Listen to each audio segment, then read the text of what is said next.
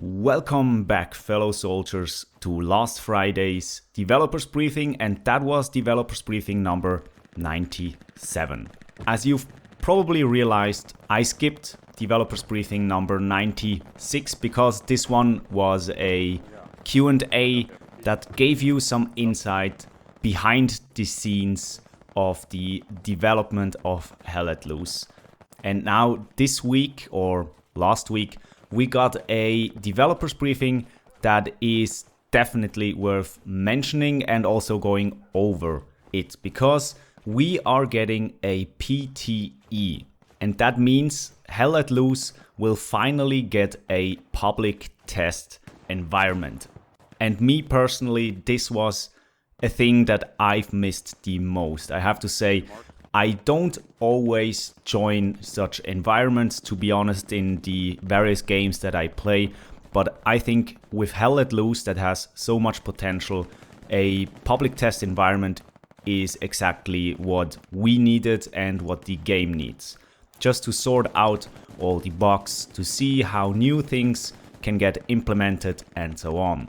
So in this developers briefing, the devs are answering some questions about the upcoming public test environment that will be able to ask the players of Hell Let Loose. And I'll have a closer look at some of these questions that they answer, and I will start with the question, why haven't the developers done this any earlier? And that can be answered in basically two simple points. The first one is from a marketing perspective. The devs say that they've held off running a PTE as it has a significant effect on the impact of a release from a marketing perspective. So the core player base is already used to all the exciting stuff that is in the game and can therefore be let down, if you want to call it that way, by a lack of excitement when it then releases, when the game gets out of early access. The second point is that an open PTE can cause large amounts of confusion, as the developers say, because it isn't sure anymore what content is currently available in-game, and there'll be certain tandem conversations beginning to happen within the community, because some players are used to the test environment, some players are not. Some players are probably playing the test environment and aren't really satisfied with the bugs going on without realizing that they are in a test environment. So these are the 2 points that factor in with the question why the devs haven't released a PTE any earlier. The second question that I want to have a talk about is if it will be possible for you guys or for me to share content from such a PTE. And the devs are stating here that when PTE starts happening, the date is not clear yet when they will release that function, but when it will happen, they will channel the focused feedback on a different level, so they can certainly divide the feedback from the normal game and also the feedback from the PTE. So they don't want to mix those feedbacks up and start any confusion, and that is also why they will be placing the contents of the PTE under a non-disclosure agreement. So that most certainly means, from what I understand reading this, that it will not be possible to share content from the PTE, or that it will only be possible in a certain extent from what they are allowing to share. So just so you know, if you are also playing Hell Let Loose and recording gameplay and want to join PTE, just be aware that there is a non-disclosure agreement and that you are not allowed or will not be allowed to share everything that you see. Now, as I said, some of you have probably asked themselves, when will this be a thing? And the devs are saying here they are currently setting the environment up and are completing some testing to make sure that it will all run smooth to join. and then they'll release some information.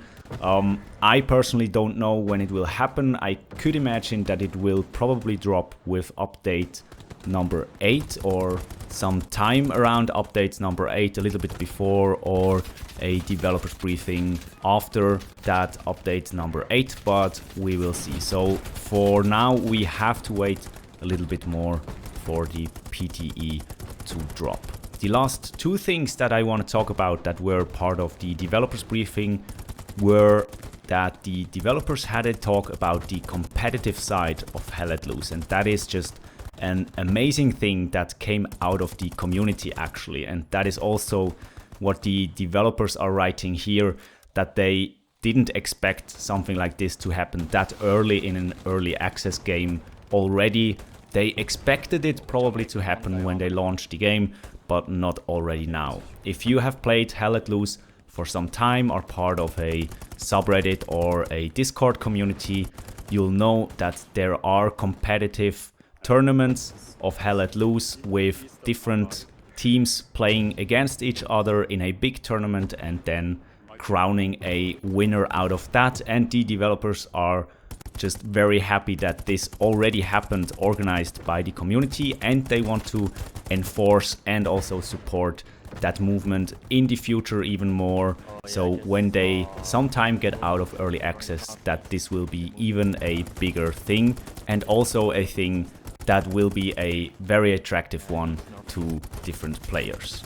Last but not least, and this is also tying a little bit into the competitive story that I just talked about, is asymmetrical balance. And the devs just want to add here that they are aware that some maps are asymmetrical balanced, that there are certain maps that aren't that fair to play on depending on what side you are playing, and that they are working on that they have different approaches on that, how they can fix it, maybe with dropping a certain amount of garrisons, getting more armor costs, and so on and so on. So they are working on that too, because this problem was also mentioned during some competitive tournaments, of course, and also played a major role there. So we will still be getting some overworks of the map, as you probably know, and the devs are also being influenced from that side, if you want to call it that way, that they are working on the balance for the teams. So Hell Let Loose is not only a multiplayer game, but can only be used as a competitive tournament online game. And that's already been it for last Friday's developers briefing. One thing though, we will be getting some more customization for the tanker crew. Yeah, some new uniforms and some interesting hats, I think. And that's it. I hope you enjoyed the content I provided. If you did so, please make sure to subscribe to the channel if you haven't already, give the video a like, and as always, I'm pretty sure we're gonna see each other on the battlefield.